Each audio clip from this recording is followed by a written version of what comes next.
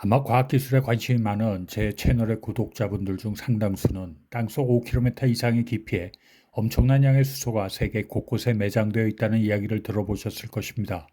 얼마 전 수소 관련 영상에 달린 댓글 중에도 자연적으로 생성된 화이트 하이드로전, 즉 백색 수소에 관련된 것들이 있었습니다.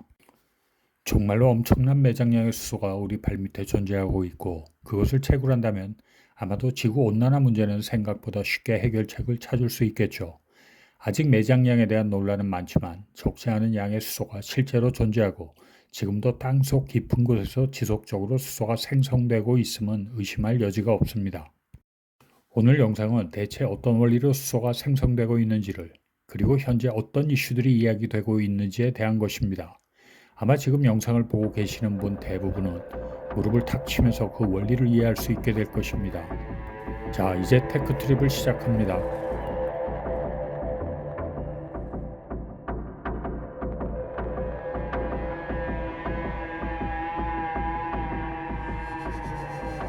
이전 영상에서 물을 전기분해하여 고효율로 수소를 얻는 새로운 방법에 대하여 소개했었습니다.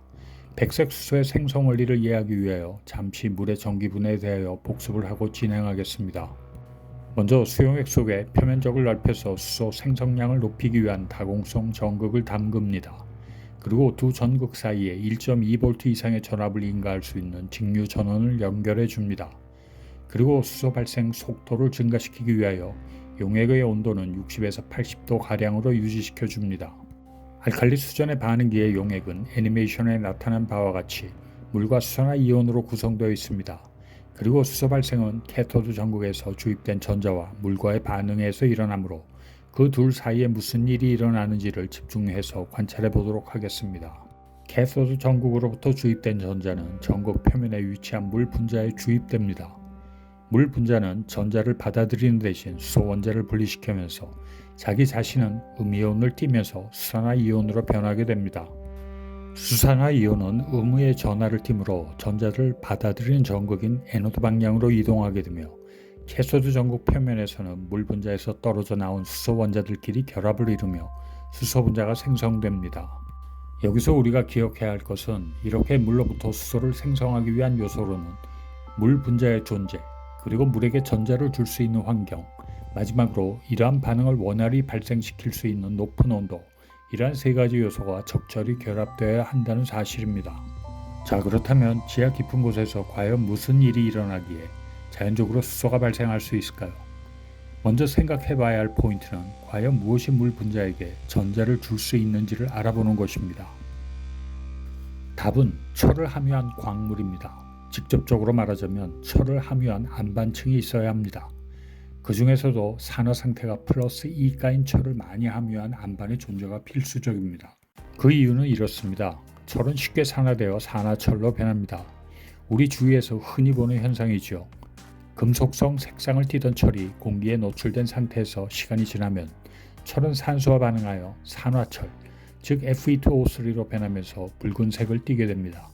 그리고 부피 변화가 일어나면서 녹슨 부분은 계속 벗겨져 나가게 됩니다. 그리고 이러한 철의 산화 반응을 단계적으로 살펴보면 철은 전자를 받고 싶어하는 성질이 강한 산소 분자에게 전자를 내어주면서 산화하게 되는데 한 번에 플러스 3가를 갖는 Fe2O3로 변환되는 것이 아니라 플러스 2가를 갖는 FeO라는 중간 단계를 거쳐서 마지막 상태인 붉은색의 Fe2O3로 변환되는 것입니다.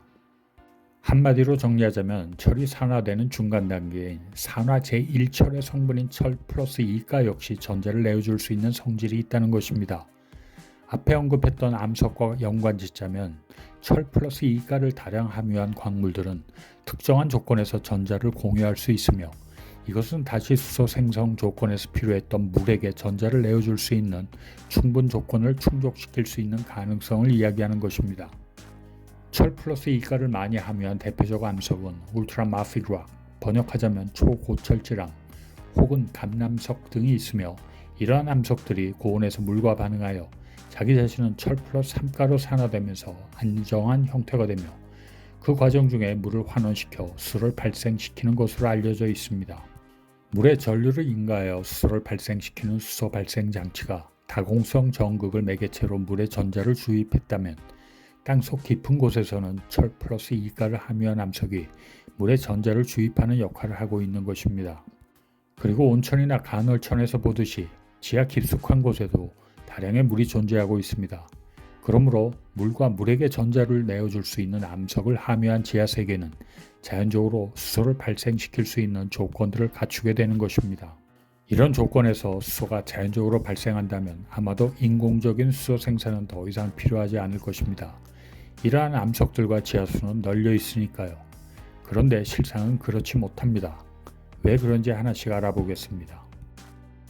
보시고 있는 아티클은 지금으로부터 11년 전에 스탠포드 대학에서 발표한 논문 내용을 발췌한 것입니다. 철 플러스 이가를 함유한 암석이 물과 반응하여 수소를 발생시키는 온도는 섭씨 200도 이상에서 원활히 일어난다고 합니다. 물론 더 낮은 온도에서도 가능하지만 반응 속도는 느릴 수밖에 없습니다. 200도의 온도에 도달하려면 우리가 생활하고 있는 지표면에서 수직으로 약 5km 정도 내려가야 가능한 온도입니다. 압력은 1500기압에 달합니다. 천연가스를 채굴하는 깊이가 500m 내외인 것과 비교하면 상당히 깊은 곳에서 수소가 발생할 가능성이 커지는 것입니다.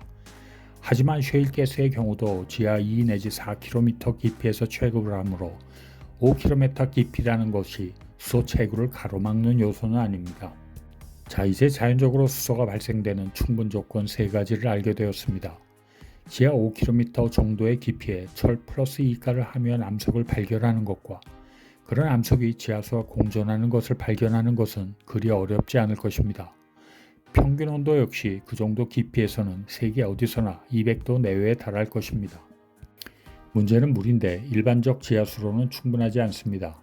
왜냐하면 지하수 속에는 상당량의 산소가 녹아 있으며 산소는 철 플러스 이가를 산화시킬 수 있는 능력이 물보다 강하므로 물에 앞서 철 2가를 철 3가로 산화시키면서 수소 발생을 방해하게 됩니다.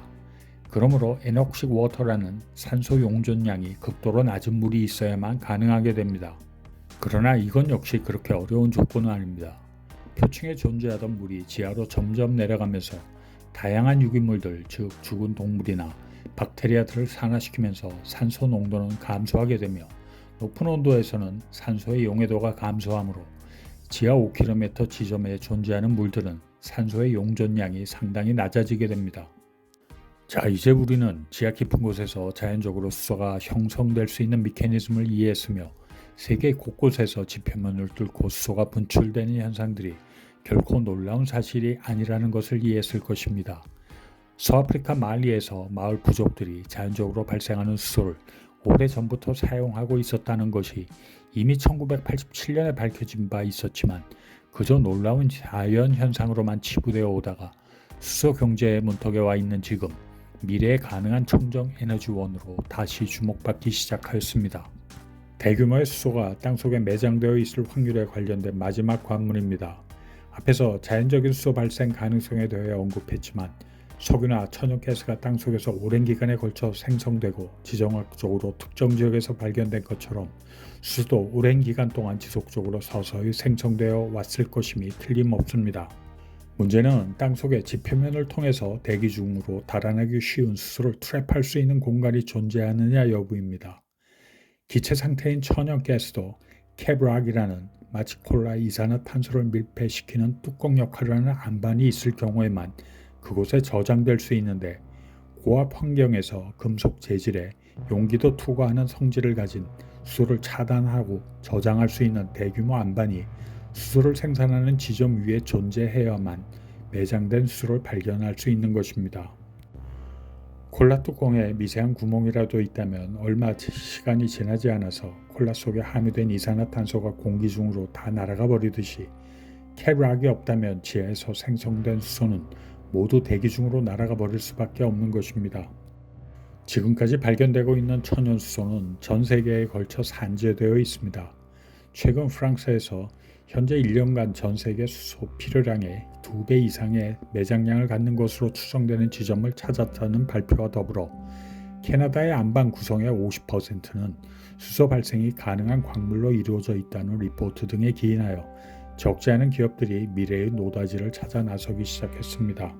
자연적으로 발생하는 수소를 채굴할 경우 신재생 에너지를 이용하여 물 분해로 얻어지는 수소 가격에 20% 이하로 수소를 얻을 수 있으며 그 자원은 수백 년을 사용할 만큼 어마어마하다는 의견부터 아주 보수적인 의견까지 전문가들의 의견은 쉽게 일치되고 있지 않는 것이 현 상황입니다.